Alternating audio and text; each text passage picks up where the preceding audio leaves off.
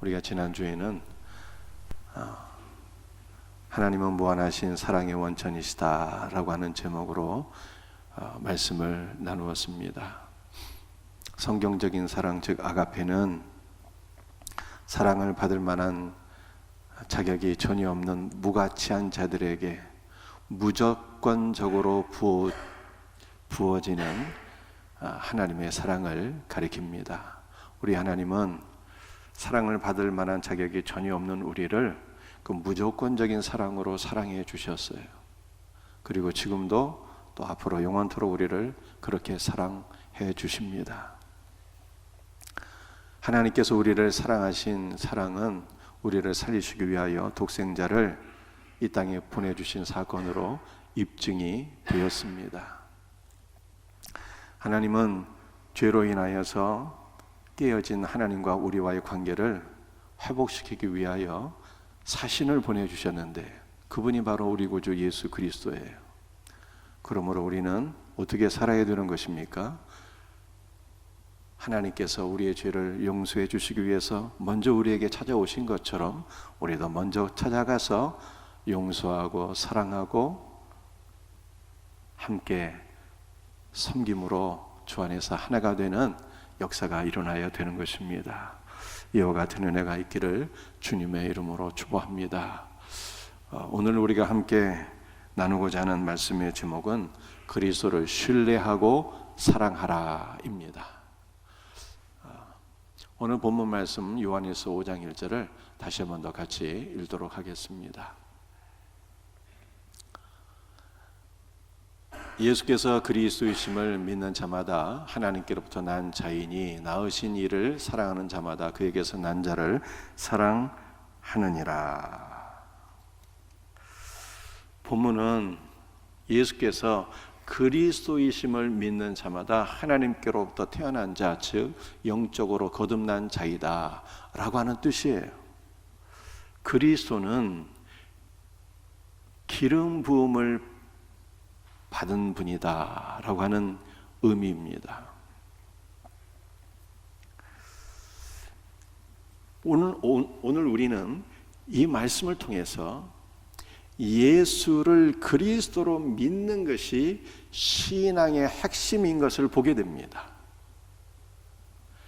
요한 사도행전 5장 42절 말씀을 보게 되면 초대교회 사도들과 성도들은 예수는 그리스도라고 가르치기와 전하기를 쉬지 아니하였다 이렇게 말씀하고 있어요.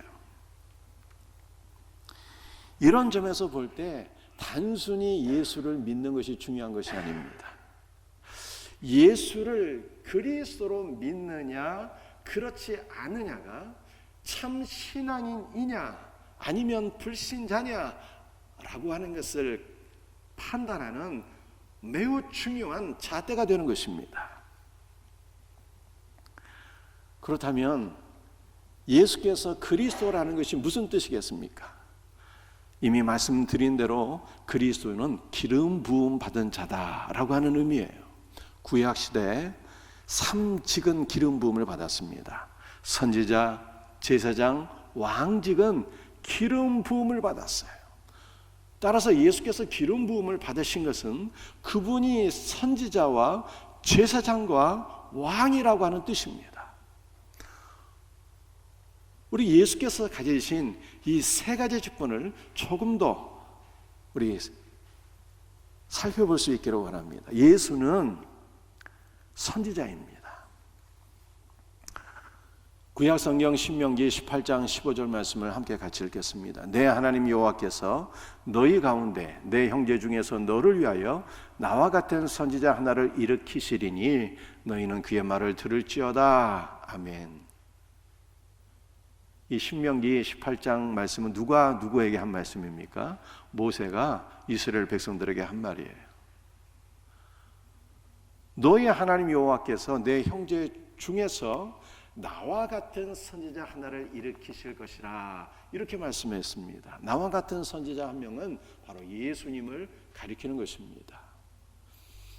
구약시대 선지자의 대표는 모세였어요.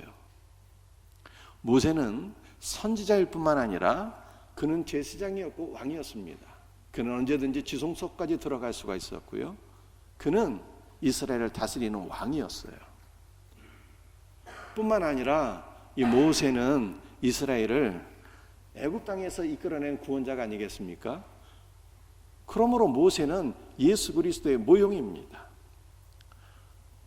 모세는 이처럼 하나님 앞에 위대하게 쓰임받은 선지자였지만 그는 단지 하나의 선지자에 지나지 않았습니다.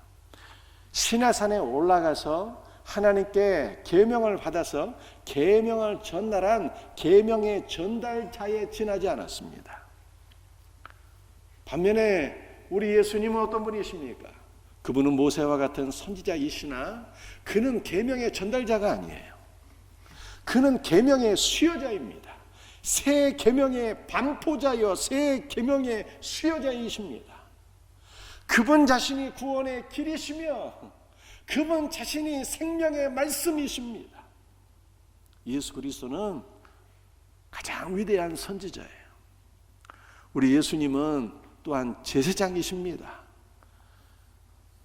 히브리서 10장 11절과 12절 말씀을 함께 같이 읽도록 하겠습니다. 제사장마다 매일 서서 섬기며 자주 같은 제사를 드리되 이 제사는 언제나 주의를 없이 하지 못하거니와 오직 그리스도는 주의를 위하여 한 영원한 제사를 드리시고 하나님 우편에 앉으사. 구약시대 제사장이 드리던 제사는 이스라엘 백성들의 죄를 사할 수가 없었어요. 그러므로 동일한 제사가 자주 매일같이 반복되었습니다. 구약시대 제사장이 드린 제사가 이스라엘 백성들의 죄를 용서하지 못했다면 왜 그렇게 열심히 제사를 드린 것일까요? 제사장이 드린 제사는 장차 종말에 우주적인 한 대제사장이 일어나서 온 인류를 위하여 속죄의 제사를 드리실 것을 보여주는 하나의 상징이요 모델이요 그림자였습니다. 그러므로 구약시대 때 이스라엘 백성들은 제사장이 날마다 드리는 그 제사를 통해서 하나님 앞에 소망을 갖고 기도했던 것이죠. 오 주 예수여 어서 속히 이 땅에 오사 우리의 모든 죄를 사하여 주옵소서 소망을 갖고 기도한 것입니다. 이스라엘 백성들이 바라던 소망대로 멜기세덱의 반차를 따른 대제사장이신 예수께서 이 땅에 오셔서 당신의 몸을 제물로 삼아 속죄 제사를 드리니 그의 속죄 제사는 완전한 제사이어서 우리 모두의 모든 죄를 단번에 사하신 것을 믿으시길 바랍니다. 구약시대 제사장은 죄 있는 불완전한 제사장이었어요. 그들이 드린 제사도 불완전한 제사여서 날마다 반복되지 않으면 안 되었습니다. 그러나 참 제사장이신 예수 그리스도는 죄를 알지도 못하시는 제사장이요 완전하신 하나님의 아들이에요. 그가 드린 자신의 몸 또한 완전한 제물이어서 우리의 죄를 영원토록 속죄하고도 남음이 있습니다. 예수님은 가장 위대한 제사장이에요. 예수님은 우리의 왕이십니다. 만왕의 왕이세요. 빌립보서 2장 8절과 9절 말씀이에요. 사람의 모양으로 나타나사 자기를 낮추시고 죽기까지 복종하셨으니 곧 십자가에 죽으심이라 이름으로 하나님이 그를 지극히 높여 모든 이름 위에 뛰어난 이름을 주사 모든 무릎을 예수의 이름에 꿇게 하시고 모든 입으로 예수 그리스도를 출하시나요. 성육신하시고 죽으시고 부활하시고 승천하신 예수 그리스도를 하나님께서 지극히 높이사 만주의 주가 되게 하셨고 만왕의 왕이 되게 하셨고 우리 모두의 머리 즉 교회의 머리가 되게 하셨습니다. 우리의 왕이신 예수 그리스도의 통치는 우리를 살리는 생명의 통치예요. 그런데 이것을 아는 것만으로는 부족해요. 오늘 본문 요한에서 5장 1절을 다시 한번 보시길 바랍니다. 예수께서 그리스도이심을 믿는 자마다 우리는 예수께서 그리스도이심을 믿어야 되는 것입니다. 여러분들 믿음이 무엇입니까? 믿음은 신뢰하는 거예요. 제가 여러분에게 질문하겠습니다. 여러분은 예수께서 참 선지자가 되시는 것을 신뢰하십니까? 그분이 말씀의 수요자요, 그분이 구원의 길이시요, 그분이 말씀이시고 그분이 선포한 말씀이 생명의 말씀인 것을 신뢰하고 있습니까? 그렇다면 이제 우리는 어떻게 살아야 되는 것입니까? 그분의 말씀에 귀를 기울여 청정해야 되는 거예요. 생명의 말씀을 사랑하고 생명의 말씀을 늘 가까이 하고 그분의 말씀을 사랑하여 읽고 듣고 묵상하며 그분의 말씀 안에 거해야 되는 것입니다. 이것이 선지자이신 그리스도를 신뢰하는 거예요. 여러분은 제사장이신 예수 그리스도를 신뢰하고 있습니까? 여러분들은 예수께서 당신의 몸을 하나님 앞에 드리사 단번에 이루신 우리의 속죄를 신뢰하고 있습니까?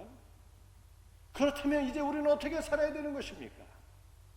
우리의 제사장이신 예수 그리스도 안에서 우리는 죄사함의 확신을 가지고 그리스도 예수 안에서 평안을 누리며 살아야 되는 것입니다.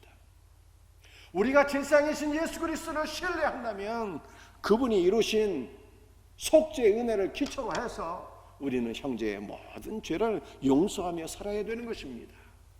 이것이 제사장이신 그리스도를 참으로 신뢰하는 거예요. 여러분은 왕이신 그리스도를 신뢰하십니까? 인간의 통치는 우리를 언제나 실망시키지만 우리의 왕이신 예수 그리스도의 통치는 우리를 살리는 생명의 통치요, 예수 그리스도의 통치는 우리의 군림하는 통치가 아니라 우리를 섬기는 통치고 우리를 복주시는 통치예요. 그러므로 우리가 왕이신 그리스도를 신뢰한다면 그분의 통치를 기쁨으로 받아들이셔야 돼요. 여러분들이 왕이신 그리스도를 신뢰한다면 기쁨으로 주님의 말씀에 순종하는 삶으로 나가야 되는 것입니다. 이것이 그리스도를 신뢰하는 거예요. 예수께서 그리스도이신 것을 아는 것으로 그치지 말고 예수께서 그리스도이심을 신뢰하는 우리 성도들이 되시기를 주 예수의 이름으로 축복합니다. 오늘 두 번째로 우리가 나눌 말씀은 예수 그리스도는 우리에게 기름을 부어주시는 분이다 라고 하는 뜻입니다. 그리스도는 기름 부음을 받은 자이시고 그리스도는 우리에게 기름을 부어주시는 분이에요. 스가랴 4장 2절과 3절 말씀을 같이 읽어보도록 합니다. 내가 보니 순금 등잔대가 있는데 그 위에는 기름 그릇이 있고 또 그 기름 그릇 위에는 7 등잔이 있으며 그 기름 그릇 위에 있는 등잔을 위해서 7 관이 있고 그 등잔대 곁에 두 감람나무가 있는데 하나는 그 기름 그릇 오른쪽에 있고 하나는 그 왼쪽에 있나이다 하고, 여러분들이 한글 성경 스가랴 4장 2절과 3절을 100번 읽어도 이 말씀이 무슨 말씀인지 알 수가 없어요. 여러분들 이 말씀을 이 그림을 통해서 우리는 명확하게 이해할 수가 있습니다. 스가랴 4장 말씀이 어떤 뜻일까요? 여러분들이 순금 등잔대에 대해서 말씀을 들어보셨을 것입니다. 이 성소 안에 있는 성물이에요.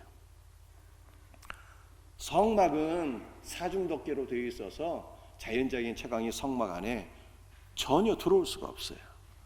그래서 성소 안을 환하게 비추는 순금 등잔대가 있었는데 제사장들은 이 순금 등잔대에서 나오는 빛을 보면서 성소 안에서 하나님을 섬기는 사역을 감당했습니다. 여러분들 이 순금 등잔대가 어떻게 생겼습니까? 순금 등잔대는 하나의 촛대인데 이 7가지가 있어요. 그리고 그 위에 7 등잔이 있어서 그 7 등잔에서 빛을 비추고 있는 것입니다. 그런데 이 스가랴 4장에 나타난 순금 등잔대는 모양이 성소에 있는 것과는 전혀 다르게 생겼습니다. 순금 등잔대는 순금 등잔대인데 이 순금 등잔대 위에 하나의 커다란 기름 그릇이 있어요. 이 기름 그릇이 그 밑에 있는 순금 등잔대에 기름을 공급하는 것입니다. 위에 있는 기름 그릇에서 7개의 관을 통해서 밑에 있는 순금 등잔대 7개의 등잔에 기름을 공급하고 있는 모습입니다. 그런데 이 순금 등잔대를 보게 되면 양 좌우에 2개의 감람나무가 있어서 이 2개의 감람나무에서 위에 있는 기름 그릇에 기름을 공급하고 그 기름 그릇에서 밑에 있는 순금 등잔대에 기름을 공급하여서 이 순금 등잔대가 환하게 빛나게 되는 이러한 그림인 것입니다. 여러분들 이 그림이 이해가 되십니까? 여기서 중요한 것은 이 2개의 감람나무는 무엇을 가리키느냐라고 하는 거예요. 주전 586년도에 예루살렘 성전이 무너지게 됩니다. 그래서 남유다 백성들이 바벨론 각처로 끌려가게 되었어요. 그런데 바벨론이 멸망하고 난 이후에 등장한 나라 메데파사라고 하는 나라가 있는데 이 메데파사의 왕 고레스는 주전 538년도에 1차 포로 귀환령을 내리게 됩니다. 고레스가 명한 1차 포로 귀환령으로 인해서 많은 유다인들이 예루살렘으로 돌아가게 됩니다. 그때 이스라엘 백성들을 이끌고 예루살렘으로 돌아간 2명의 지도자가 있는데 그 2명의 지도자가 수룹바벨과 대제사장 여호수아예요. 그리고 그 수룹바벨을 중심으로 해서 무너진 성전이 재건되므로 다시 세워진 성전을 가리켜서 수룹바벨 성전이라고 하는 것입니다.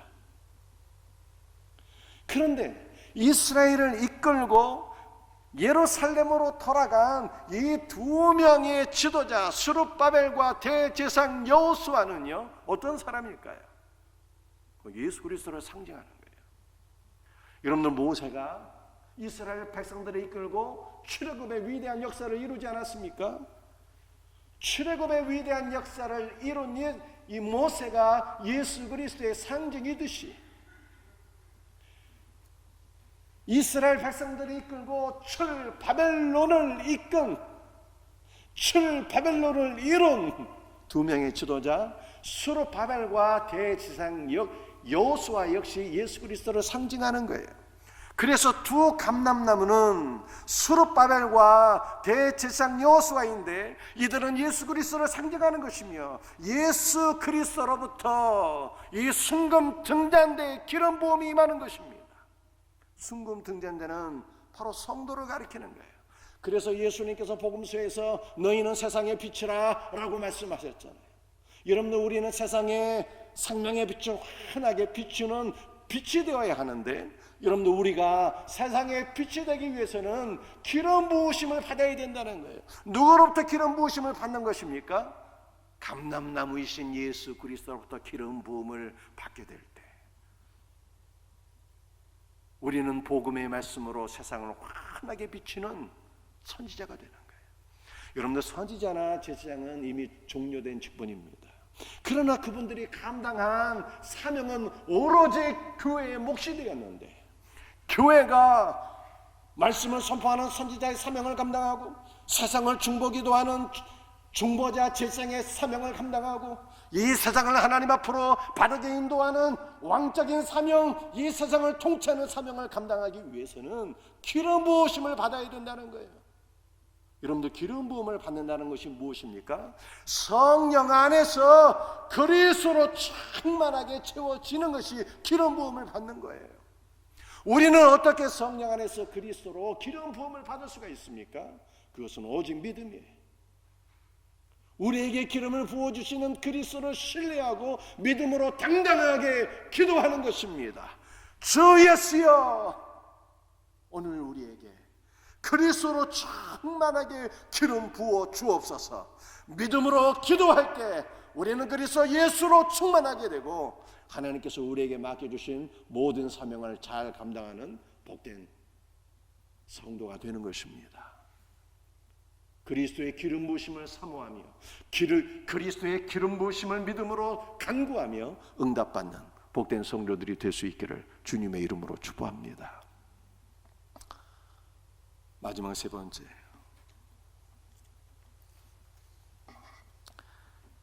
예수 그리스도를 사랑하는 자는 교회를 사랑한다입니다. 요한일서 3장 14절 말씀을 우리 한번 같이 읽습니다. 우리는 형제를 사랑함으로 사망에서 옮겨 생명으로 돌아간 줄 알거니와 사랑하지 아니하는 자는 사망에 머물러 있느니라. 이미 이 말씀은 제가 설명드렸습니다. 사망에서 생명으로 옮겨지는 것은 단 하나의 조건이 있는데 믿음이라고 그랬어요. 그런데 사망에서 생명으로 옮겨진 자들에게는 나타나는 분명한 증거들이 있는데 그 증거는 사랑이라고 제가 설명드렸습니다. 오늘 본문 말씀은 요한일서 5장 1절을 다시 한 번 더 읽도록 하겠습니다. 예수께서 그리스도이심을 믿는 자마다 하나님께로부터 난 자니. 아멘. 예수께서 그리스도이심을 신뢰하는 자가 하나님께로부터 난 자, 즉 영적으로 거듭난 신자입니다. 여러분들, 우리가 영적으로 거듭난 신자라는 것을 어떻게 알 수가 있습니까? 나타나는 분명한 증거가 있어요. 그것은 바로 사랑입니다.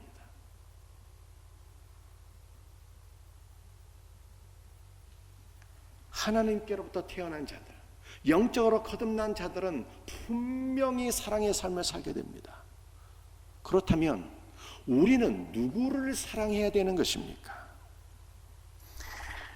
여러분들 이 말씀을 잘 들어보시길 바랍니다. 요한일서 5장 2절을 1절을 보게 되면 영어 성경이 조금 상반되게 다르게 번역하고 있는 것을 볼 수가 있어요. 요한일서 5장 1절 첫 번째 영어 성경을 한번 보겠습니다. 킹 제임스 버전인데요, 제가 그 밑에다가 번역을 해놨어요. 한번 제가 읽어드리겠습니다. 예수께서 그리스도이심을 믿는 자마다 하나님께로부터 태어난 자이다. 그리고 낳으신 그를 사랑하는 자마다 또한 독생하신 그를 사랑한다. 이렇게 되어 있습니다. 그런데 두 번째 번역을 보게 되면 NIV인데요, NIV는 이렇게 번역이 되어 있어요. 제가 읽어드리겠습니다. 예수께서 그리스도이심을 믿는 자마다 하나님께로부터 태어난 자이다. 그리고 그 아버지를 사랑하는 자마다 또한 그의 자녀들을 사랑한다. 이렇게 되어 있습니다. 여러분들, 이 두 가지 번역 가운데 어떤 번역이 맞을까요? 첫 번째 번역은요, 이 두 가지 번역 가운데 앞부분은 다 똑같아요. 예수께서 그리스도이심을 믿는 자마다 하나님께로부터 태어난 자이다. 이것은 똑같아요. 근데 후반부가 번역이 다르단 말이에요. 킹 제임스 버전은 하나님을 사랑하는 자는 독생자를 사랑한다. 이렇게 되어 있고요. 두 번째 NIV는 하나님, 즉 아버지를 사랑하는 자는 그의 자녀들, 교회를 사랑한다. 이렇게 되어 있는 거예요. 이 두 가지 번역이 어떤 것이 더 맞을까요? 두 가지 번역이 다 맞습니다. 이 두 가지 번역을 종합하게 되면은요, 이 번역이 되는 거예요. 페이지 한번 넘겨보세요. 요한일서 5장 1절의 정확한 번역은요, 이런 뜻입니다. 우리 같이 한번 읽어보겠습니다. 예수께서 그리스도임을 믿는 자마다 하나님으로부터 태어난 자이다. 그리고 낳으신 그를 사랑하는 자마다 독생자를 사랑하며 그의 자녀들 교회를 사랑한다. 이렇게 되어 있습니다. 사랑하는 성도들이 잘 들어보세요. 예수 그리스도를 믿는 자마다 영적으로 거듭난 하나님의 자녀들인데, 하나님의 자녀들은 하나님을 사랑해요. 그리고 하나님을 사랑하는 것은 독생자를 사랑하는 거예요. 하나님을 사랑하는데 독생자를 사랑하지 않는다는 것은 성립될 수가 없어요. 독생자를 믿는 것이 하나님을 사랑하는 것이고, 독생자를 사랑하는 것이 하나님을 사랑하는 거예요. 우리는 영원토록 독생자를 기뻐하고 즐거워하고 사랑해야 됩니다. 여러분들, 새벽에 우리가 나눈 말씀인데요, 스가랴 9장 9절 말씀을 한번 읽어볼까요? 같이 한번 읽어보겠습니다. 시온에 따라 크게 기뻐할지어다. 예루살렘에 따라 즐거이 부를지어다. 보라, 내 왕이 내게 임하시나니 그는 공의로우시며 구원을 베푸시며 겸손하여서 나귀를 타시나니 나귀의 작은 것 곧 나귀 새끼니라. 여러분들, 이 말씀이 예수님께서 나귀와 나귀 새끼를 타시고 예루살렘 성으로 입성하심으로 말미암아 성취가 되었어요. 예수님께로부터 성취된 말씀입니다. 그런데 시온의 딸, 예루살렘의 딸은 구원받은 성도들, 곧 저와 여러분들을 가리키는 거예요. 내 왕은 예수 그리스도를 가리키는 것입니다. 예수님 우리의 왕이에요. 그런데 그분이 나귀와 나귀 새끼를 타시고 예루살렘 성 안으로 입성하셨어요. 오늘 본문 말씀에는 나귀의 작은 것, 나귀 새끼를 타시고 예루살렘에 입성하셨지만, 복음서를 보게 되면 나귀와 나귀 새끼를 타시고 예루살렘에 입성하셨대요. 여러분들, 나귀는 멍에를 매잖아요. 이건 율법의 멍에를 쥐고 있는 유대인을 가리키는 거예요. 여러분들, 나귀 새끼는 아직 어려서 멍에가 없습니다. 이건 율법의 멍에를 매지 않은 이방인들을 가리키는 거예요. 이것을 달리 표현하면 나귀는 구약교회를 가리키는 거고, 나귀 새끼는 사도들을 통해서 복음을 듣고 구원받은 이방인들을 가리키는 거예요. 여러분들, 우리 모두가 구원의 복음을 듣고 하나님의 교회 안으로 들어오게 된 나귀 새끼들이에요. 그런데 예수님께서 이 나귀 새끼를 타시고 어디로 입성하신다고요? 예루살렘 안으로 들어가잖아요. 예루살렘. 그 예루살렘은 거룩한 새 예루살렘, 하나님 나라를 가리키는 것입니다. 우리 예수께서, 우리의 왕께서 이방인은 우리를 데리시고 거룩한 새 예루살렘, 하나님 나라 안으로 이끌어 가시기 때문에 우리는 어떠한 삶을 살아야 되는 것입니까? 크게 기뻐하며 즐거워하며 그를 영원토록 사랑해야 되는 것입니다. 우리 구주 예수 그리스도를 영원토록 사랑하는 것이 구원받은 성도들의 삶의 본분이에요. 예수님을 영원토록 기뻐하고 즐거워하는, 이 땅의 것들 때문에 기뻐하고 이 땅의 것들 때문에 슬퍼하고 낙심하고 좌절하는 것이 아니라 우리를 영원하신 하나님 나라 안으로 이끌어 가시는 우리 구주 예수 그리스도 때문에 기뻐하고 즐거워하고 춤추며 그를 영원토록 사랑할 수 있는 우리 성도들이 될 수 있기를 주의 이름으로 축복합니다. 자, 그런데 우리 요한에서 5장 1절 마지막 부분을 다시 한 번 더 보시자고요. 페이지 넘겨주세요. 여러분들, 이것이 정확한 번역이라고 제가 말씀드렸어요. 다시 한 번 더 읽어보겠습니다. 예수께서 그리스도이심을 믿는 자마다 하나님으로부터 태어난 자이다. 그리고 나신 성부 하나님을 사랑하는 자마다 독생자를 사랑하며 그의 자녀들 교회를 사랑한다. 여러분들, 하나님을 사랑하는 것은 독생자를 사랑하는 것이고요, 하나님을 사랑하는 것은 교회를 사랑하는 거예요. 교회를 사랑하는 것이 하나님을 사랑하는 것입니다. 그러므로 우리는 더욱더 교회를 사랑하고 교회를 잘 섬기는 신자가 되셔야 돼요.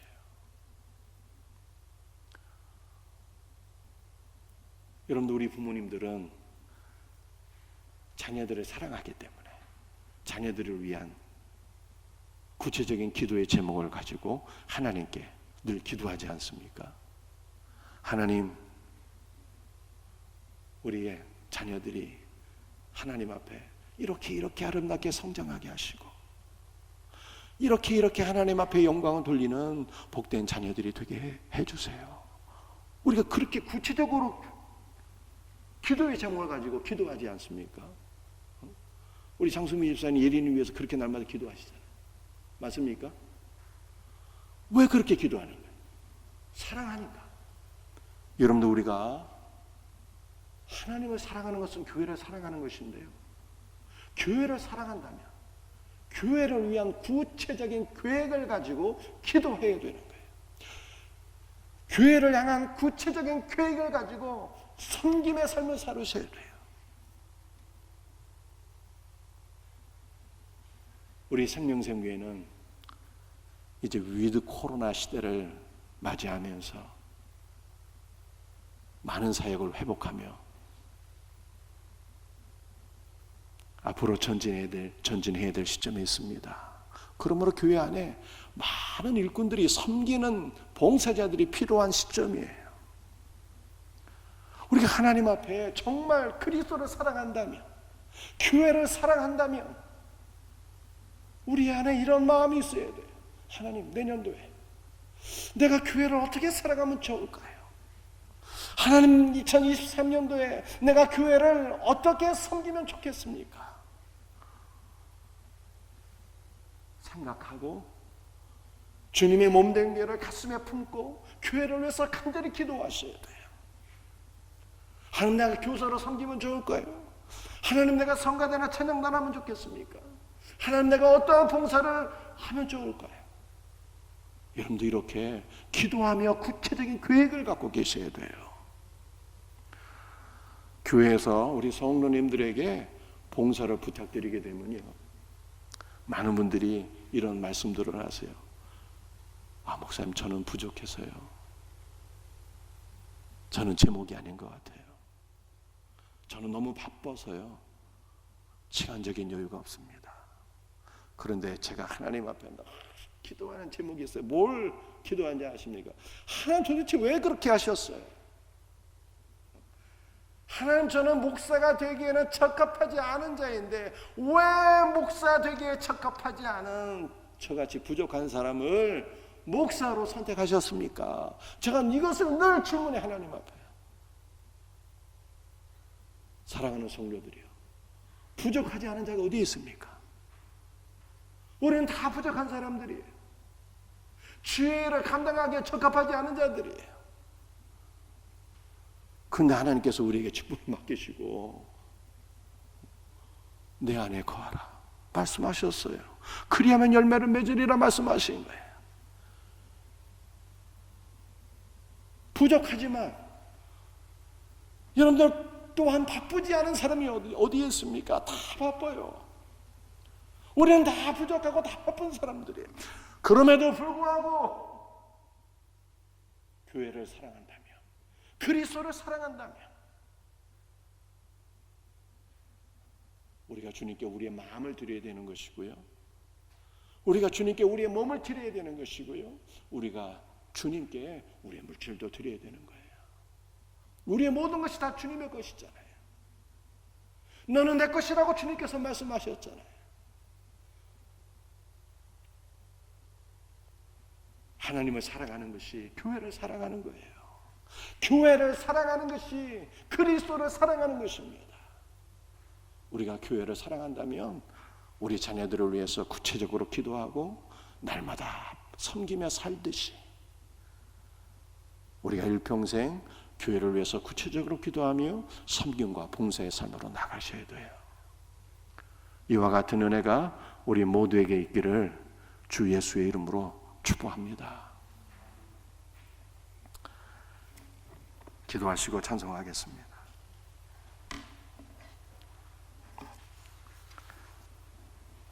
아버지 하나님, 감사합니다. 오늘 그리스도를 신뢰합니다. 우리에게 기름 부어주시는 그리스도를 신뢰합니다. 주 예수로 기름 부어 주옵시고 그리스도를 믿는 자마다 거듭난 영적인 하나님의 자녀인 것을 믿습니다. 하나님의 자녀는 그리스도를 사랑하고 교회를 사랑하는 줄 믿습니다. 우리 모두에게 더욱 그리스도를 사랑하게 하시고 더욱 교회를 사랑할 수 있는 은혜를 부어 주옵소서. 주 예수의 이름으로 감사하며 기도합니다.